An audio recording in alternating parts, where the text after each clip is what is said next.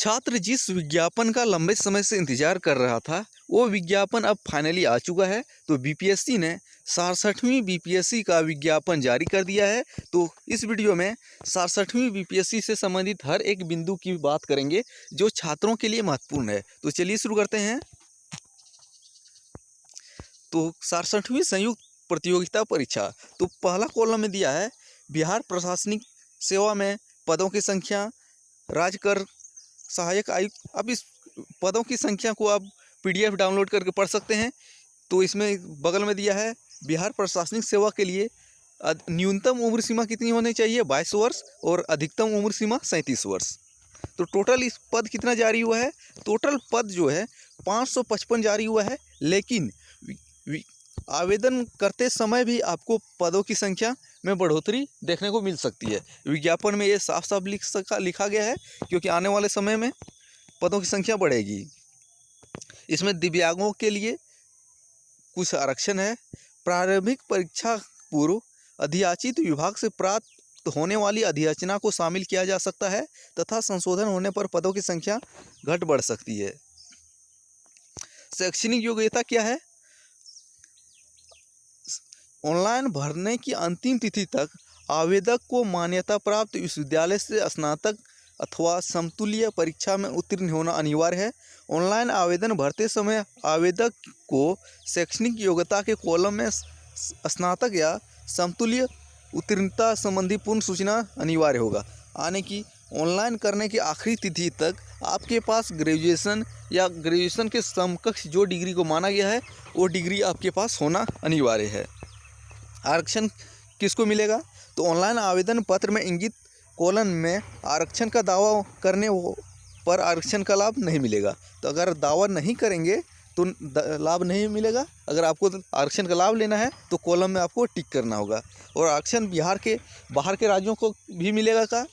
जाति के आधार पर आरक्षण का लाभ उन्हीं उम्मीदवारों को मिलेगा जिसका स्थायी निवास बिहार में है, अर्थात जो बिहार के मूलवासी हैं। तो बिहार राज्य के बाहर के अभ्यर्थी को आरक्षण का लाभ दे नहीं होगा। आवेदन दिया गया अस्थायी पता ही आरक्षण के प्रयोजन के लिए अस्थायी निवास अनुमानीय होगा। उक्त आरक्षण के लिए उम्मीदवारों को अस्थायी आवास प्रमाण पत्र प्रस्तुत करना अनिवार्य होगा। यानी कि इसमें साफ साफ लिख दिया है, अगर आप बिहार के बाहर किसी भी राज्य में निवासी हैं तो आरक्षण का लाभ आपको नहीं मिलेगा। आरक्षण का लाभ लेने के लिए आपको बिहार का मूल निवासी होना अनिवार्य है। इसके बाद ओबीसी एसटी के लिए आरक्षण का है। तो आरक्षण के लिए कोड, कौन सा कोड डालना है आपको? कोड डालना है। एससी हैं तो 2 कोड डालना है, आवेदन करते वक्त डालना है। यानी कि और दिव्यांगों के लिए 4% आरक्षण की व्यवस्था है। अगला महत्वपूर्ण पॉइंट देखते हैं। ये सब आरक्षण का दावा करने का है। एक है उम्मीदवार की जो उम्र उसके मैट्रिकुलेशन प्रमाण पत्र में लिखी होगी उसे ही सही माना जाएगा जब तक कि इसके विपरीत कोई सबूत नहीं हो। यानी कि उम्र को क्या सही माना जाएगा? जो आपकी 10वीं के मार्कशीट में अंकित रहेगा जन्म तिथि, वही सही माना जाएगा।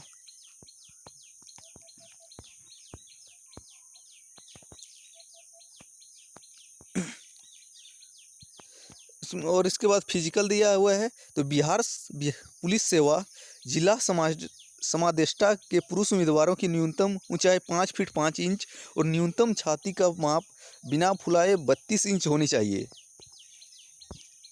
और आवेदन का शुल्क कितना है? आवेदन का शुल्क जो है सामान्य अभ्यर्थियों के लिए 600 रुपये, यानी कि आप जनरल हैं, बिहार के निवासी हैं, या तो जो दूसरे राज्य के हैं वो तो ऑटोमेटिक जनरल के अंतर्गत आ जाएंगे, तो उन लोगों के लिए 600 रुपये।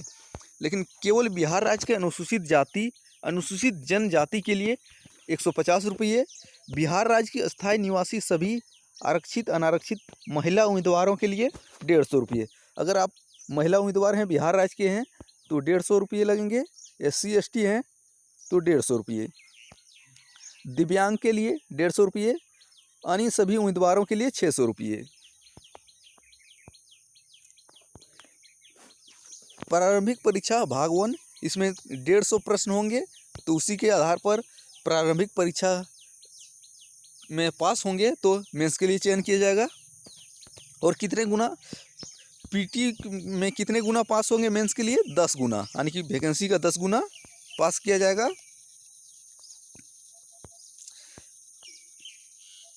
मुख्य परीक्षा 3 विषय की होगी, जिसमें 2 अनिवार्य विषय क्रमशः सामान्य हिंदी 100 अंक, इस विषय में 30% लाना अनिवार्य होगा, किंतु मेधा निर्धारण के प्रयोजनार्थ इसकी गणना नहीं की जाएगी। यानी कि सामान्य हिंदी जो 100 नंबर का है, इसमें 30% लाना अनिवार्य है, अन्यथा फेल कर दिया जाएंगे।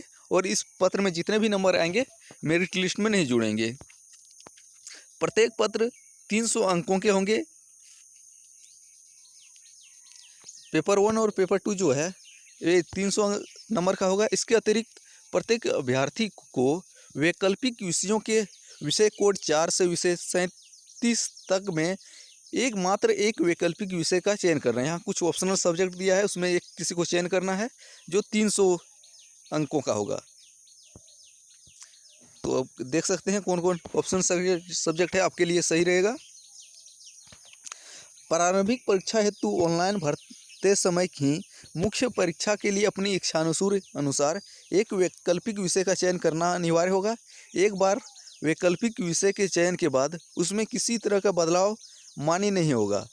इस संबंध में सुधार परिवर्तन हेतु विचार नहीं किया जाएगा। यानी कि आपको ऑप्शनल कब सब चूज करना है?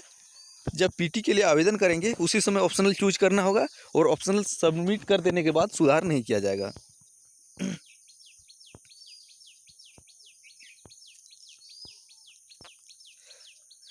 मुख्य परीक्षा के 900 अंकों एवं साक्षात्कार इंटरव्यू 120, यानी कि 1020 अंकों का टोटल नंबर से मेरिट बनेगा।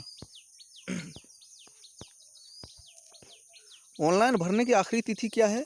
तो ऑनलाइन भरने की आखिरी तिथि है 5 नवंबर 2021। और ऑनलाइन कब से शुरू हो रहा है? 30 सितंबर 2021। तो 30 सितंबर 2021 से लेके 5 नवंबर 2021 तक आप आवेदन कर सकते हैं। एक महत्वपूर्ण पॉइंट रह गया है, कट ऑफ की गणना कब से की जाएगी? तो कट ऑफ की गणना जो है 1 अगस्त से किया जाएगा।